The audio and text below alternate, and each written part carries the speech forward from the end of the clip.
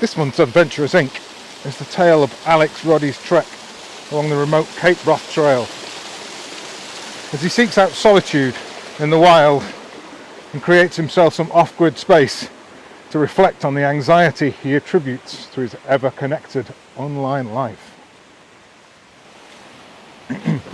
Now then, happy 2022!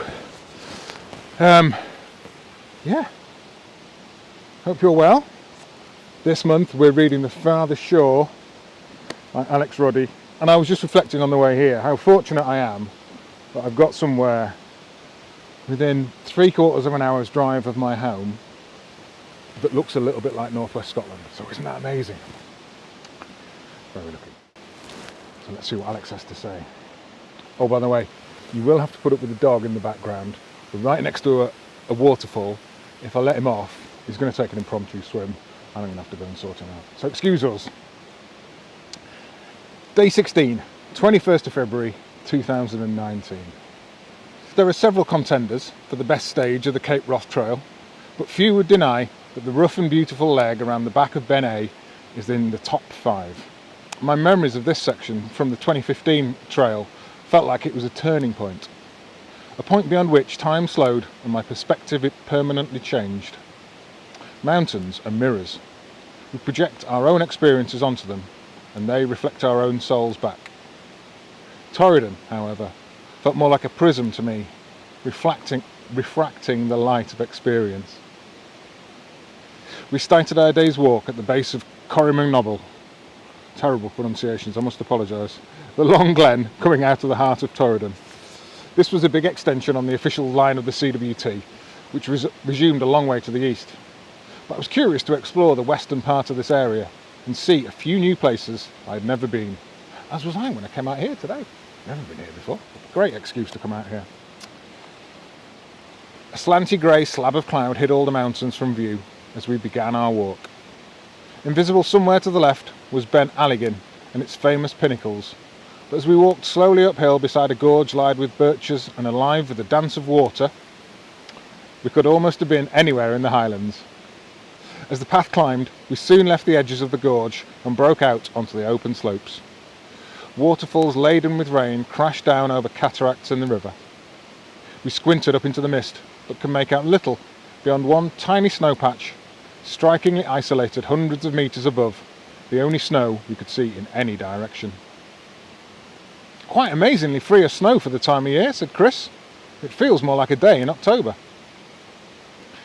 I too had been getting an October vibe, or perhaps the dregs of April, after that final flash of winter splendour, but before spring's green tendrils reach this northern place and bring a different kind of magic. Different seasons have different feelings to them. This certainly didn't feel like February, or perhaps it was a new kind of February. As we picked our way over the rough ground, Chris and I talked about outdoor gear, especially the history of firms that Chris had dealt with over the years. After a while though, the conversation veered back towards my investigation into the outdoors, the internet and anxiety. Drizzle continued to splatter as we picked our way through the heather and around the rocks, making slow progress. I think I started this trip with preconceived ideas, I told Chris after a while. I had it all figured out. I was going to learn that by removing myself from the internet, it was the one thing I needed to resolve all my anxiety. But it hasn't worked out like that.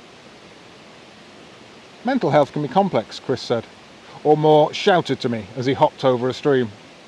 And sometimes, with anything in life, it can be the hidden factors that we never even consider that have the greatest impact.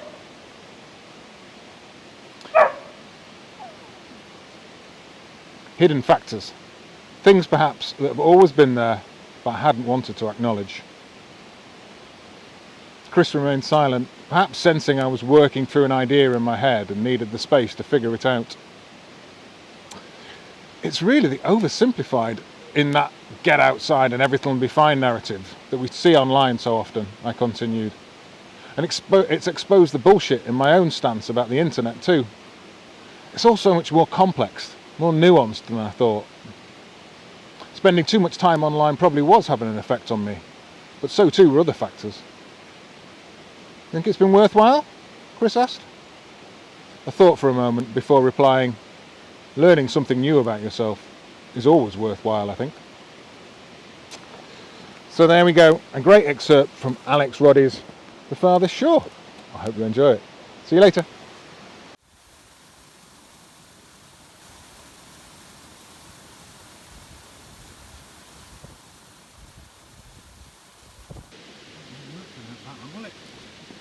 Need this on. This is where all the magic's kept. Won't work without it. Oh, look at the state of you. What have you done? Eh? Don't you feel ashamed of yourself? I'm filthy now. And I'm recording. Oh well. Good for the bloopers. And that one. Now then.